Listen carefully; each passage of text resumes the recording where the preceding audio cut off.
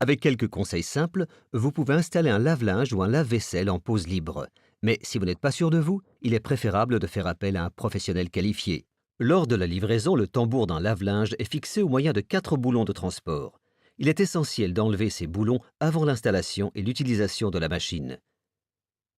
Ils sont situés à l'arrière de la machine et seront enlevés à l'aide d'une clé. Insérez ensuite les caches fournies.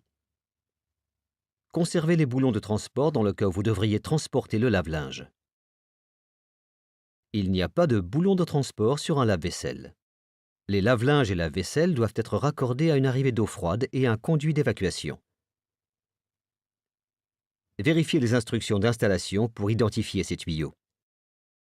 Vous devrez raccorder le tuyau d'eau froide à une arrivée d'eau froide généralement marquée en bleu. Ce conduit alimente la machine. Voici 2 exemples de robinet d'eau froide. Vous pouvez couper l'alimentation en fermant la vanne. Raccordez le conduit d'eau froide au robinet. Serrez le branchement manuellement plutôt qu'à l'aide d'un outil. Puis, ouvrez à nouveau la vanne. Assurez-vous que le tuyau n'est pas plié. Selon l'installation de plomberie de votre maison, il y a 2 options pour le raccordement de l'évacuation d'eau. Vous pouvez la brancher à un tuyau vertical normal, à condition que celui-ci soit situé à au moins 30 cm du sol, afin de garantir qu'il n'y ait pas de reflux d'eau usée dans la machine, et à une hauteur maximale ne dépassant pas la hauteur de la machine. Vous trouverez un des 2 types de supports de conduit d'évacuation en fonction de la machine à installer. Utilisez le support fourni pour fixer le tuyau d'évacuation dans une position stable. Vous pouvez également raccorder le tuyau d'évacuation à un raccord placé sous l'évier. Sous l'évier, vous verrez les raccords d'évacuation prévus pour l'appareil. Ils sont appelés siphons et il y en a de types différents. Si vous connectez un tuyau d'évacuation pour la première fois, vous devrez enlever le capuchon de fermeture qui bouche l'accès. Il en existe 2 variantes. Dans certains cas, il faut scier la fermeture.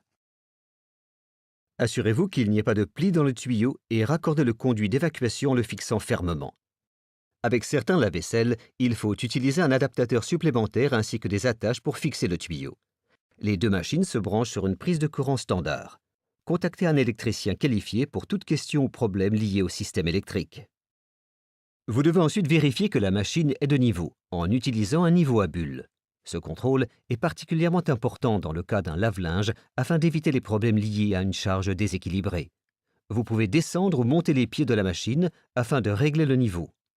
Le lave-vaisselle doit toujours être parfaitement de niveau pour garantir une circulation correcte de l'eau à l'intérieur de la machine et assurer ainsi de bons résultats de lavage.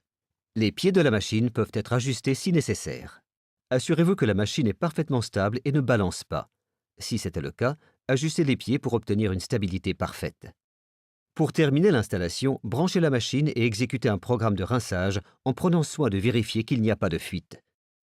Si les raccordements sont corrects et qu'il n'y a pas de fuite, placez le lave-linge ou le lave-vaisselle dans sa position définitive en veillant à nouveau à ce qu'il soit parfaitement stable et horizontal. Si vous avez besoin d'informations complémentaires sur l'installation d'un lave-vaisselle ou d'un lave-linge, n'hésitez pas à nous contacter.